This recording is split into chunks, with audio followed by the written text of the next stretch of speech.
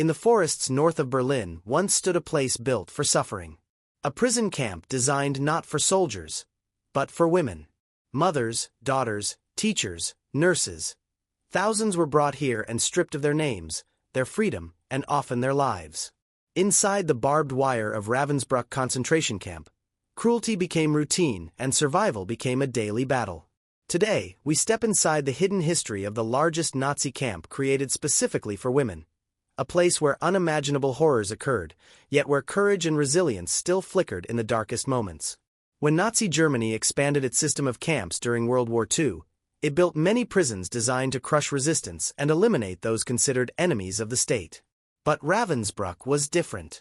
Established in 1939 near the small German town of Fürstenberg, the camp was created almost entirely for women. At first, the prisoners arriving were mostly German political opponents, women who had spoken against the Nazi regime or were accused of resisting its authority. But as the war spread across Europe, the camp began to fill with prisoners from occupied countries. Polish resistance members, French political prisoners, Soviet civilians, Jewish women, Roma women, even teenage girls accused of helping resistance fighters.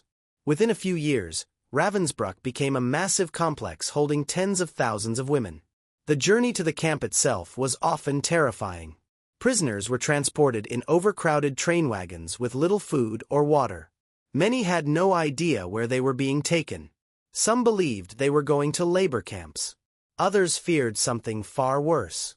When the trains finally stopped, the women were forced off the wagons and marched through guarded gates topped with barbed wire. This was Ravensbrück. The first thing taken from them was their identity. Guards ordered the prisoners to surrender their clothing and personal belongings. Jewelry, letters from family members, photographs of children, everything disappeared into piles that the women would never see again. Their hair was shaved. Their names were replaced with numbers. Uniforms of thin striped fabric were handed out regardless of the season. In winter, the cold cut through the material like knives. The camp routine began immediately. Before sunrise each day, prisoners were forced into long roll calls in the freezing open air. Women stood in endless rows while guards counted them again and again. If numbers did not match, everyone could be forced to stand for hours without moving. After roll call came labor. Some women were sent to construction projects, hauling stones and digging trenches. Others were forced into factories producing equipment for the German war effort. Exhaustion was constant. Food was scarce, watery soup, a small piece of bread, sometimes a few scraps of vegetables. Malnutrition quickly spread through the camp. But hunger was only one part of the suffering. Violence from guards was unpredictable and brutal. Punishments could be triggered by the smallest mistake. Walking too slowly, speaking out of turn, or failing to complete impossible workloads. Fear hung over the camp every day. Yet even in these conditions, many women tried to support each other. They shared crumbs of bread. They whispered encouragement during endless roll calls. And sometimes, in quiet corners of the barracks, they told stories of their homes. Small reminders that the world outside the barbed wire still existed. Those moments of humanity became one of the few things that helped prisoners endure life inside Ravensbrück. But the worst horrors of the camp were still to come. As the war expanded across Europe, the number of women arriving at Ravensbrück concentration camp grew rapidly. What had once been a newly built prison camp soon became dangerously overcrowded. Barracks designed for a few hundred prisoners were forced to hold thousands. Wooden bunks were stacked 3 levels high, and women were packed together so tightly that turning during the night could wake an entire row of prisoners. The air inside the barracks was heavy with sickness, sweat, and damp clothing that never fully dried. Sleep rarely lasted long. Before sunrise each morning, guards stormed into the barracks shouting orders. Prisoners were forced outside into the cold darkness for roll call, a routine that could last hours. During winter, frost covered the ground and icy winds cut through their thin uniforms. If a prisoner collapsed from exhaustion or illness, she was often dragged away and rarely seen again. After roll call came forced labor. Many prisoners were marched out of the camp to nearby factories connected to the war machine of Nazi Germany during World War II. Some worked in textile workshops sewing military uniforms. Others were forced into industrial plants producing weapons, electrical parts, or equipment for the German army. The work shifts could last 12 hours or longer. Inside these factories, the noise of machinery echoed constantly. Guards watched every movement, ready to punish anyone who slowed down. Women who were too weak to keep up were beaten or sent back to the camp for further punishment. Food remained painfully limited. The daily ration often consisted of a thin soup made mostly of water and turnips, along with a small piece of dark bread. For prisoners performing heavy labor, this was nowhere near enough to sustain their strength. Hunger became a permanent companion. Women spoke about food constantly. Memories of meals from home, family kitchens, and warm bread fresh from the oven. These conversations were both comforting and painful reminders of a life that felt impossibly distant. Disease also spread rapidly through the overcrowded barracks. Typhus, tuberculosis, and infections moved from prisoner to prisoner. Medical care was almost non-existent. Those who became seriously ill were often removed from the barracks and taken to separate areas of the camp where survival was unlikely. Fear surrounded these places. Despite the constant danger, prisoners formed quiet networks of support. Women shared scraps of cloth to bandage wounds, whispered warnings about harsh guards, and helped the sick stand during roll call so they would not be taken away. Small acts of kindness became acts of resistance. A shared piece of bread. A blanket pulled closer during a freezing night. A whispered message of hope. Inside Ravensbrück, survival depended not only on strength but also on solidarity. Yet even as these bonds formed among the prisoners, the camp's leadership was preparing for darker experiments. Actions that would turn Ravensbrück into one of the most infamous sites of cruelty within the Nazi camp system. And for many women imprisoned there, the next phase of suffering would become almost unimaginable. As conditions worsened inside Ravensbrück concentration camp, the camp became more than a place of imprisonment and forced labor. It also became a site where prisoners were subjected to cruel experiments carried out under the authority of Nazi Germany during World War II. Many of the victims were young women, particularly prisoners from occupied Poland. They were selected from the barracks and taken to a special medical block inside the camp. At first, the women often believed they were being sent for medical treatment or examinations. Instead, they became subjects in painful and dangerous experiments. Doctors working within the camp attempted to study infections, wounds, and surgical procedures in ways that ignored the basic principles of medical ethics. Prisoners were forced to endure operations that were never meant to help them recover. For the women involved, the experience was terrifying. They were placed in sterile rooms under the watch of guards and medical staff. Procedures were carried out that caused severe injuries, leaving many prisoners unable to walk or work afterward. Some suffered permanent damage, while others did not survive the experiments at all. The victims later became known among fellow prisoners as the rabbits, a nickname that reflected how they had been treated as experimental subjects. Despite the suffering they endured, many of these women displayed extraordinary courage. They secretly supported one another during recovery, sharing food, helping each other walk, and hiding injuries from guards whenever possible. Their determination to survive became a quiet act of defiance. But experiments were not the only horrors inside the camp. Punishments were frequent and often harsh. Prisoners accused of breaking rules, sometimes for the smallest reasons, could be sent to solitary confinement cells. These tiny spaces were dark and cold, with barely enough room to sit. Days inside these cells felt endless. Outside the punishment block, daily life continued under constant fear. Guards watched prisoners closely during labor assignments, and any sign of weakness could lead to violence or transfer to even harsher conditions. By the later years of the war, Ravensbrück had grown into a vast complex of barracks, workshops, and labor sites. Thousands of women from across Europe were now imprisoned within its fences. Yet even under such pressure, acts of resistance continued. Some prisoners secretly recorded names of the dead so they would not be forgotten.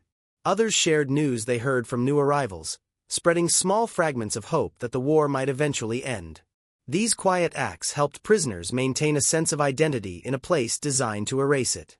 Still, as the war moved closer to its final stages, conditions inside Ravensbrück would become even more desperate, pushing prisoners to the limits of endurance while the outside world slowly approached the camp's gates. By 1944, conditions inside Ravensbrück concentration camp had reached a breaking point. As the war intensified across Europe, thousands more prisoners were transported to the camp. Trains arrived almost daily, carrying women from occupied territories controlled by Nazi Germany during World War II. The camp, already overcrowded, could barely contain the growing number of prisoners. Barracks built for a few hundred women now held several times that number. Many prisoners were forced to sleep directly on the floor or squeezed into narrow bunks without blankets. During winter, freezing air passed through broken windows and thin wooden walls. Hunger grew worse than ever.